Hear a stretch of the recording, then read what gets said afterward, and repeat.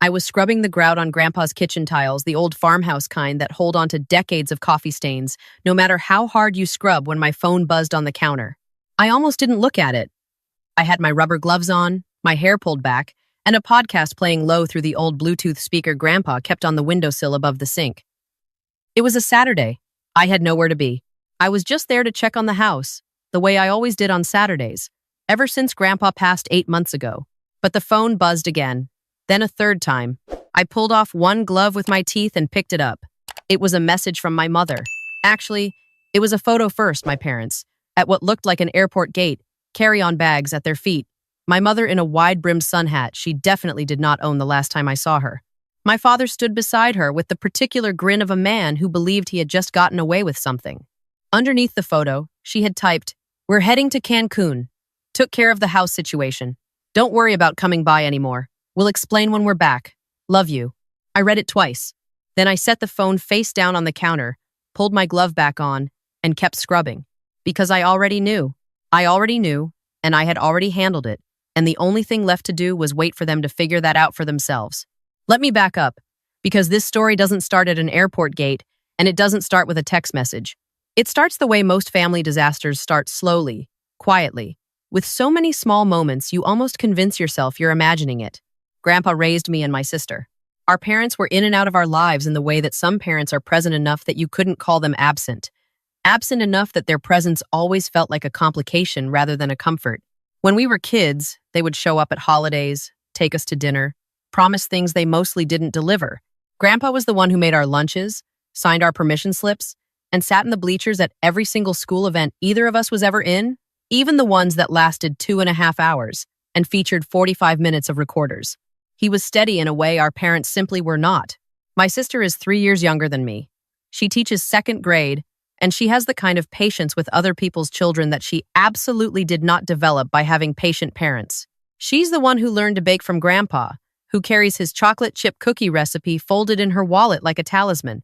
I'm the one who became a paralegal, who read Grandpa's paperwork when his eyesight started going, who sat with the estate attorney for 4 hours the week after the funeral going over every document line by line. That's important. Remember that part. When Grandpa passed, he left everything to me and my sister, equally the house, the savings account he'd been quietly building for 40 years, and a small parcel of land out back that a developer had been trying to buy for 3 years. He was clear about it. He had updated the will twice in the last decade, both times with the same estate attorney, both times with me present as a witness. He wanted the house to stay in the family. He wanted us taken care of. He was very, very specific about who us was. Our parents were not included, not out of cruelty. Grandpa had his reasons, and those reasons had names and dates and specific incidents attached to them. But that's not the point right now.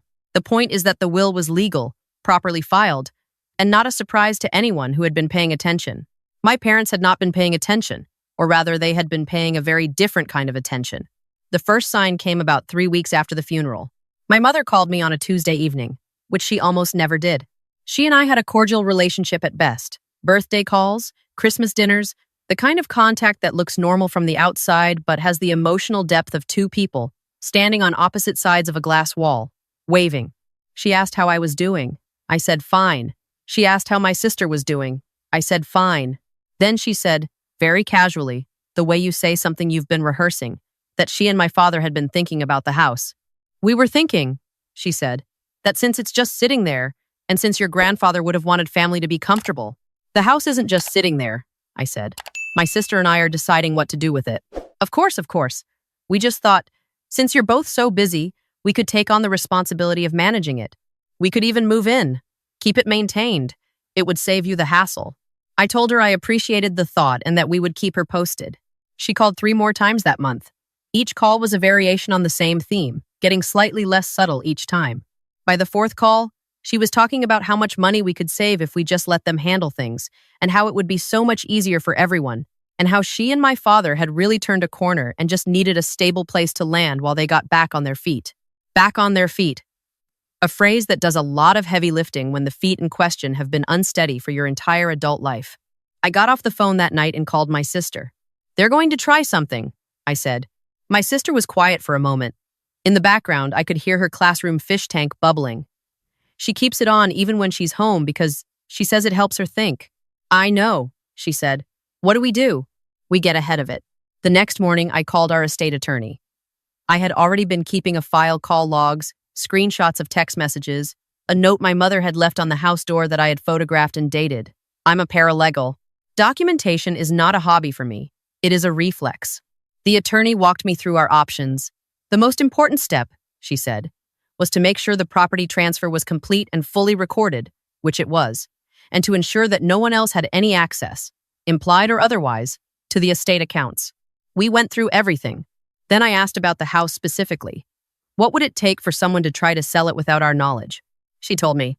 It would require a forged deed or a fraudulent power of attorney. It would require a notary willing to stamp documents without proper verification. It would be difficult, but not impossible, especially if the people attempting it had enough time and enough desperation. I thanked her and hung up. That afternoon, I drove to the house. I changed the locks, all 3 exterior doors, and installed a Ring doorbell camera that fed directly to my phone. I called the county recorder's office and put a flag on the property so that any attempted transfer would require direct contact with me before proceeding. Then I called the bank where Grandpa's savings account was held and had the joint account access updated to include only me and my sister. I also called the notary my parents had used twice before for various documents over the years. I didn't accuse them of anything. I just mentioned, professionally and politely, that if anyone came in requesting notarization of any documents related to that specific property address, they should call me first. She said she understood. I drove home. I made pasta. I watched television. 2 weeks later, my parents stopped calling. In my experience, when someone who has been calling you repeatedly suddenly stops, it's not because they gave up. It's because they found a different angle. I should tell you about the notary they found. I only know this part because of what came out afterward, but I'll tell it now so it makes sense. My parents had spent those 2 quiet weeks finding a mobile notary, the kind who will come to you, who are sometimes less careful about verification, who are sometimes less careful about a lot of things when the fee is right. They had also gotten a copy of a deed transfer form and spent some time with it. I don't know exactly what they were planning to tell him. I don't know if they were going to claim I was unavailable, or out of the country, or that the estate had a provision I didn't know about. What I know is that they had a plan, and the plan involved going to a mobile notary, getting a signature notarized, and then, I assume, listing the house before my sister or I realized what had happened. And then, presumably, using the proceeds to fund a vacation they had already half-booked. Because that's what the Cancun trip was. It wasn't spontaneous. I found out later they had put down a non-refundable deposit on a resort package 10 days before that airport photo landed on my phone. The kind of package that comes with a swim-up bar and a weekly rate you do not book unless you're expecting a windfall. Here's what they did not know. The mobile notary they found had checked the county property records before the appointment. Standard practice. And when he pulled up the address, there was a flag on it, and the flag had my phone number. He called me on a Thursday afternoon while I was eating lunch at my desk. I have a couple here, he said carefully, asking me to notarize a deed transfer on a property I'm seeing has a verification hold. I wanted to reach out before proceeding. I set down my fork. Don't notarize anything, I said. And if you could give me about 10 minutes before you let them leave, I would really appreciate it. He said he could manage that. I called my sister first. She was in the middle of a read-aloud with her class, but she stepped into the hallway. I told her what was happening. She was quiet for a long moment. Then she said, very simply, okay. That one word carried about 30 years of history in it. Then I called the estate attorney. My parents flew to Cancun 2 days later anyway. I think they genuinely believed they had another option waiting in the wings. Or maybe they decided that since the notary hadn't cooperated, they would regroup from a beach. Maybe they needed to not look at the house for a few days. Maybe the resort deposit was just too good to lose. Whatever the reason, they went. And they sent that photo. And that message took care of the house situation.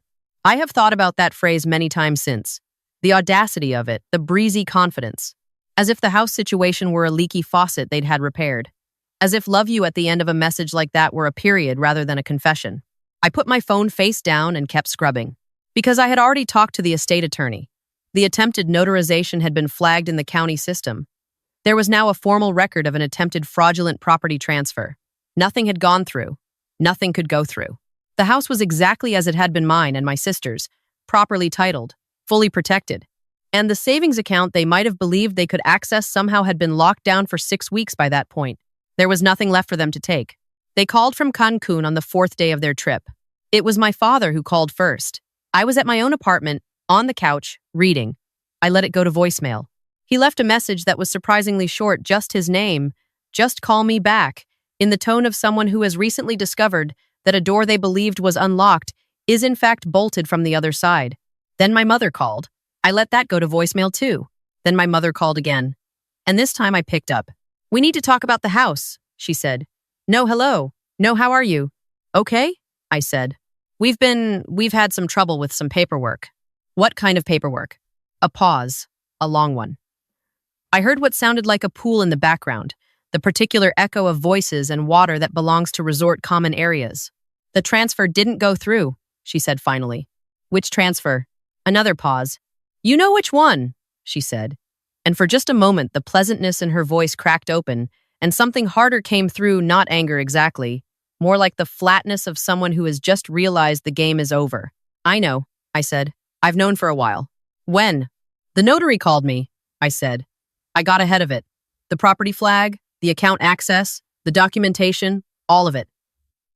I've had it handled since about 3 weeks after Grandpa's funeral." The silence on the line was a specific kind of silence, not the silence of someone thinking of what to say, but the silence of someone recalibrating everything they thought they knew. "You knew," she said finally. "It wasn't a question. I knew you were going to try something," I said. "I didn't know exactly what, but I know how to protect a property. I do this for a living. And we weren't trying to—" "Mom," I said it quietly, not harshly, just clearly. "I have the notary's statement. I have the call log. I have the flag on the county records. I have the 10-day prior resort booking, which I found when I went through the property's associated mail last week. I have everything. So let's not do this part." She did not say anything for a very long time. When she finally spoke, she said, "We needed the money." And I believed her. That's the thing I want you to understand. I believed her, and it didn't change anything. Need doesn't override law. Need doesn't override the explicit wishes of a man who spent 40 years building something and was very, very clear about who he wanted to have it. Need doesn't give you the right to take something that isn't yours, especially not from the people that same man spent 40 years protecting. "I know you needed money," I said. "That's something you could have asked us about, not this." "You would have said no." "Probably," I said. "But that would have been our answer to give." They came back from Cancun 6 days later. The trip had been 10 days, but I heard from a cousin that the resort card was declined on day 6, the credit card they had been counting on a cash infusion to pay off, and they had to fly home early. I didn't reach out. I waited. My sister and I had talked 3 times that week. Long calls, the kind we hadn't had since we were teenagers, and would stay on the phone past midnight talking about everything and nothing. We talked about Grandpa. We talked about what we wanted to do with the house, whether to keep it, sell it, let my sister move in. We talked about the land in the back and the developer offer and what Grandpa would have thought. We talked about our parents too. About what this meant and what it didn't mean, and where we were willing to go from here. My sister was sad in a clear, uncomplicated way that I envied a little. I had known for longer. I had had more time to organize my feelings into something manageable. "Do you think they understand what they did?" she asked me on one of those calls. "I think they understand they got caught," I said. "Whether they understand it as something wrong they did versus bad luck they had, I'm honestly not sure." My sister was quiet, fish tank bubbling. "I keep thinking about that photo," she said. "The airport." "Me too. They looked so happy."